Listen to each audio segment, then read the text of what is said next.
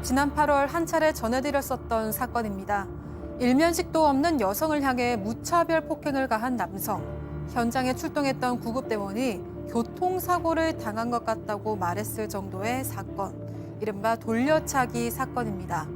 최근 가해 남성은 살인 미수죄로 재판을 받아 징역 12년을 선고받았습니다. 이에 피해 여성은 12년 뒤 저는 죽습니다라는 글을 올리면서 재판부 판결에 대해 불만을 드러냈는데요. 재판부는 왜 이런 판결을 내렸을까요? 자, 이번 사건 저희가 한번 전해드렸던 사건인데 지금 좀 많이 좀 들어오셔서 이 사건과 관련해서 좀 의견 좀 내주십시오. 저는 정말 이번 사건도 그냥 넘어가고 싶지가 않습니다. 예. 자, 이 기자 다시 한번 내용을 좀 정리하고 가죠. 네, 지난 5월 22일 새벽에 있었던 일인데요. 이 20대 여성이 자신이 사는 오피스텔에서 엘리베이터를 기다리다가 느닷없이 폭행을 당한 사건입니다. 이 남성은 일면식도 없는 사람이었습니다. 그런데 갑자기 뒷머리를 발로 강하게 찬 겁니다. 이 폭행 때문에 피해자인 여성은요, 엘리베이터에 부딪힌 뒤에 바닥으로 그대로 쓰러졌습니다.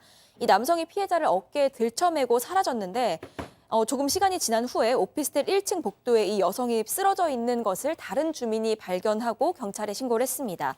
당시 현장에 출동했던 119 구급대에 따르면요, 이 여성의 상태를 보고 여성 가족에게 이 교통사고를 당한 것 같다라고 전했다는 겁니다. 그 정도로 부상 정도가 심각했다는 의미인데요.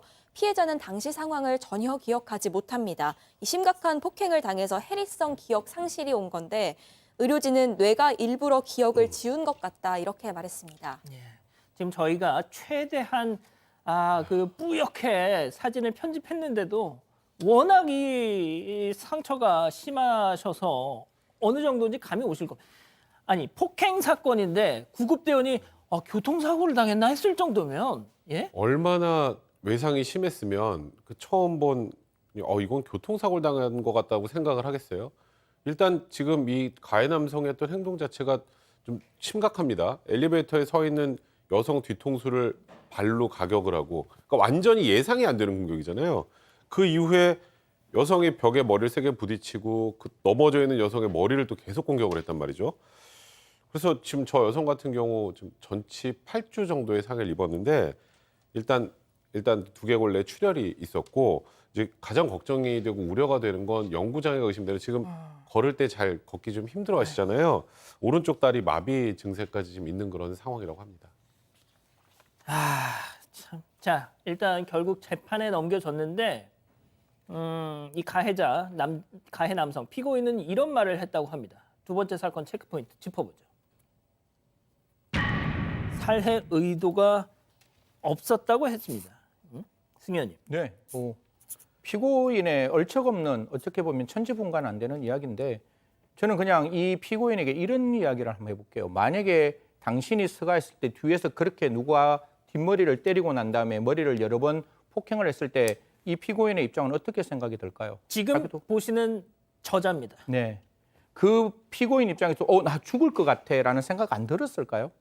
사실상 법원이 지금 판단하는 거는 저 정도의 8주 정도의 상처를 입고 그렇게 사람의 신체 주요 부분, 흔히 말해서 공격을 했을 때 사망에 이르게 할 수 있는 부분만 집중적으로 공격했다면 살인의 미필적 고의를 인정할 수 있고, 시청자 여러분, 통영에서 한 건강한 청년이 할머니에게 얼굴 부위를 집중적으로 공격했을 때 제일 처음에 그거 상해치사로 돌아가셨을 때 상해치사로 갔다가 검찰에서 그거 살인죄로 공소장 변경해서 살인으로 갔는 거 기억하시죠? 사람이 죽을 수 있는 부위에 대한 집중적인 공격이 있으면 피고인의 진술에 관계없이 법원은 살인의 미필적 고의 인정할 수 있을 것이고, 지금도 살인의 미필적 고의 인정한 사건입니다.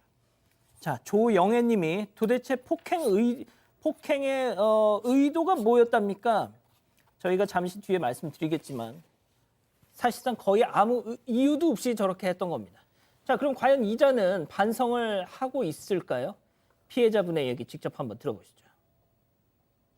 재판을 하면서도 전혀 반성하지 않는 모습, 그리고 이제 재판장님한테만 그 겸손한 그런 태도가 솔직히 반성하는 사람의 태도라고는 전혀 볼 수가 없었고, 반성문에는 적혀 있어요. 피해자분한테 너무 죄송하다. 심지어 저는 보지도 못하는 반성문이잖아요. 그냥 진짜 보여주기식의 반성문이었던 것 같아요. 자, 지금 정말 이 피해자분이 기적적으로 생환하셨어요. 정말 기적적으로 깨어나셨고 기적적으로 조금씩 회복을 하고 계셔서 저 정도 얘기를 하고 있는 겁니다. 정말 이자는 말이죠. 피해자분께 정말 감사해야 됩니다. 살아나줘서 감사해야 돼요. 예. 자, 그런데 이 가해자 피고인 뭐 어떤 자입니까 이거? 예? 심지어 강력범죄 전과자였는데요. 지난 2014년에는 부산에서 이 강도 상해 등 재범으로 징역 6년을 받은 적이 있습니다. 또 2020년에는 대구에서 공동주거 침입죄 등으로 징역 2년을 선고받은 적이 있고요. 이 남성은 일당들과 함께 미성년자 성매매를 미끼로 성매수남들을 끌어들였습니다. 그리고 집단 폭행한 뒤에 금품을 빼앗고 또 채권 추심을 한다면서 전혀 상관이 없는 사람 집에 들어가서 체크카드를 훔쳐서 돈을 인출하기도 했습니다. 또 이전에는 상습적으로 이 청소년들을 폭행하고 금품을 빼앗아서 징역형을 선고받은 적도 있고요. 또 미성년자일 때는 소년부에 6차례 송치된 적도 있습니다. 뒤에서 뒤돌려차기를 했다 그랬잖아요. 예? 축구 선수 하려고 했었대요. 축구 선수. 예? 그냥 오죽하겠냐고요, 백 변호사님. 자, 그리고 백 변호사님. 네. 살인 미수 12년을 선고했는데 검찰은 20년을 구형했습니다. 살인 미수로 20년을 구형했으면 거의 살인 미수는 최고 수준의 구형을 한 거고요. 물론 아마 시청자 여러분들 입장에서 이게 뭐야라고 할지 모르겠지만 재판부도 나름 살인 미수라는 형에 비해서는 그 죄에 비해서는 중한 12년을 선고를 했습니다. 근데 과연 이게 12년 선고가 맞는지에 대해서는 아마 시청자분들은 거의 동의하기 힘드실 것 같다는 생각이 드는데, 왜냐하면 저는 일단은 재판부에서 그러니까 이 사안의 중대성은 인정을 했습니다. 그런데 피해자에게 피해를 야기한 점에 대해서는 대체적으로 자신의 잘못을 인정하고 있다. 저걸 가지고 해서 일부 감형을 한 것 같아요. 근데 이 남성이 법정에서 뭐라 그랬냐면 저는 피해자가 죽을까 봐 무서웠어요라 그랬어요. 무서웠다는 사람이 뒤돌려차기를 한 다음에 쓰러져 있는 피해자의 머리를 계속 발로 찹니까? 그러니까 이거는 사실상 본인이 면피하고 어떻게든 빠져나가려고 하는 그런 말이란 말이에요. 거기다 이 남성 또 심신미약도 주장했습니다. 술을 먹어서 좀 제가 우발적으로. 근데 이 남성 피해자 노려보고 폭행하고 그 이후에 도망가고 본인의 주거지를 모텔로 옮기고, 이게 술 마셔서 정신이 없는 사람의 할 행동입니까? 이렇게 변명으로 일관함에도 불구하고 그런 부분들을 좀 더 고려했으면 좋지 않았을까? 그리고 저는 지금 저 남성의 얼굴이 블러 처리된 상태로 보는 것도 좀 납득이 안 됩니다. 축구 선수를 꿈꾸던 전직 경호업체 직원입니다. 저 등치 좀 보세요, 저거. 예? 예. 자, 그리고 제가 조금만 더 말씀드리면 그 엘리베이터 앞에서 이렇게 폭행을 당했다고 했잖아요. 그 영상도 피해자는 갖고 있습니다. 그런데 일단 어떤 뭐 특별한 좀 이유가 있어서 그걸 공개는 지금 않고 있는데, 그걸 보면 본분 이게 피해자의 설명에 따르면 피해자는 기억을 잃었어요. 근데 나중에 그 CCTV 영상을 보고 내가 저런 상황이었구나라고 아신 거예요. 예? 근데 이거는 막 머리를 잡고 막 이미 쓰러져 있는 사람 질질 끌고 가면서 아까 백 변호사님 말씀한 것처럼 진짜 축구공 머리를 그냥 축구공 차듯이 막 차면서 이미 쓰러져 있는 사람을 진짜. 자, 그런데 그런 CCTV 영상이 있는데 버젓이 있는데 그걸 인정을 않겠어요? 근데 세상에 그걸 범행을 인정했다고 그걸 이걸 깎아준 겁니다. 예? 승희 의원님. 네. 저는 그 부분이 그 영상이 있는데 그걸 부인할 사람이 어디 있어요? 제가 한 가지만 더 말씀드릴게요. 이게 미수기 때문에 시청자 여러분, 이거 형을 감경해 줘야 되는 거 아니야? 살인의 결과가 발생하지 않았기 때문에 이거 좀 깎아줘야 되는 게 그게 아니고, 이런 미수를 우리는 장애 미수라고 이야기를 해요. 이게 흔히 말해서 자기는 결과 발생을 충분히 인정하고 그러한 결과를 의혹했음에도 불구하고 예외적으로 결과가 발생하지 않는, 방금 앵커가 말씀했다시피 피해자가 살아나셨기 때문에 결과론적으로 미수가 됐는 거지, 이런 걸 장애 미수로 할 때 그 장애 미수는 형을 감경할 수 있다라고 나옵니다. 사실 그 첫 번째 묻지마 폭행, 그리고 그 피해자가 쓰러지고 난 다음에도 계속 지속적으로 폭행했다는 점, 그리고 과거의 전과가 있다는 점, 그리고 그 범죄를 시인한 거는 우리 앵커 말씀대로 존재하는 증거 때문에 기본적으로 시인했는 것이고, 피해자에게 단 한 번의 어떤 그 사과조차도 하지 않았다면 저는 모르겠습니다. 검찰의 징역 20년, 그보다 더 높은 형이 나와야 되지 않을까. 사람의 생명은 전 지구상의 어떤 가치와 이념보다 높은 거예요. 누구든지 피해될 수 있는 묻지마 폭행인 거잖아요. 그런 폭행에 대해서 법원이 조금 더 엄중한 판단을 할 필요가 있는 거 아닌가 그렇게 말씀드리겠습니다. 자, 지금 이 부분이 중요합니다. 1심 결과가 나오고 나서 이 피해자분이 한 온라인 커뮤니티에 글을 올렸어요. 저는 참 그 글을 다 읽어봤는데 정말 절절하게 쓰셨더라고요, 소장님. 네, 그렇습니다. 12년 뒤 저는 죽습니다. 라는 글이었는데요.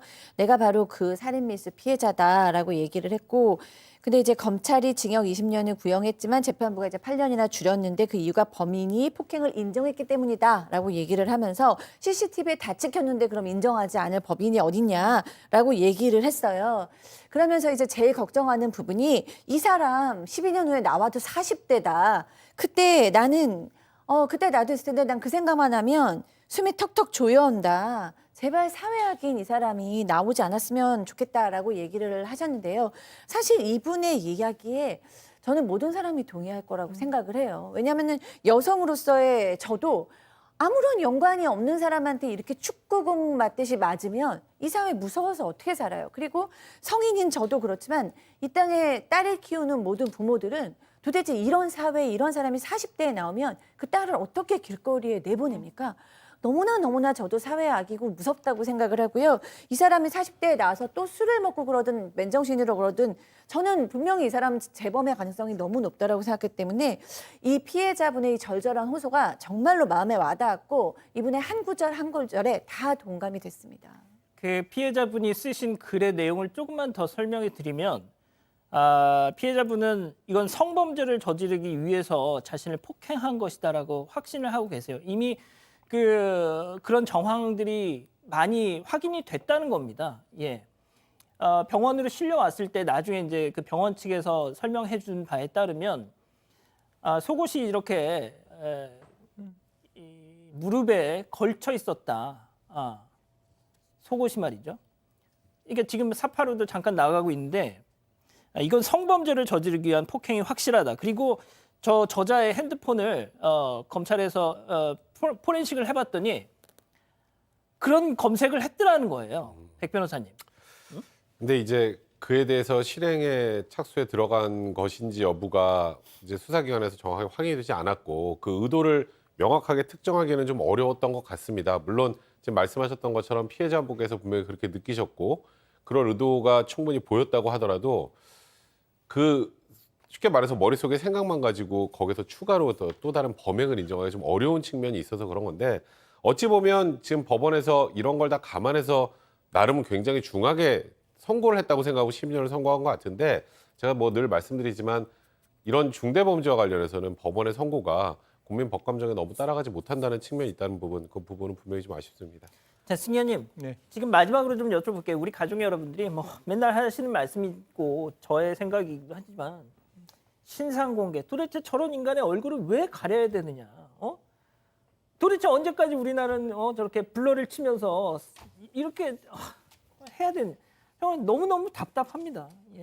사실 저는 만약에 신상 공개에 대해서 법이 조금 더 완화되지 않으면 저는 사실 이런 국민들의 정의로운 분노, 국민들의 이 생각들은 분명히 저는 맞는 것 같아요. 지금은 특정 강력 범죄에 해당되어야지만 신상 공개가 되고 그 특정 강력 범죄 안에는 살인죄가 포함되어 있기 때문에 이러한 강도, 혹시 살인 미수 이런 지금 살인죄만 포함되어 있고 그 살인죄가 포함되었을 때 그 범죄 수법이 잔인할 것 결론적으로 어떻게 보면 살인의 기수에만 포함되어 있는 부분이 있기 때문에 그런 부분이 좀 아쉬운데 뭐 살인 미수라 할지라도 좀 이렇게 전적으로 좀 이렇게 전향적으로 생각했지 않았을까? 지금 생각해 보니까 저도 이거 신상 공개 대상이 되네라는 생각이 드는 거거든요.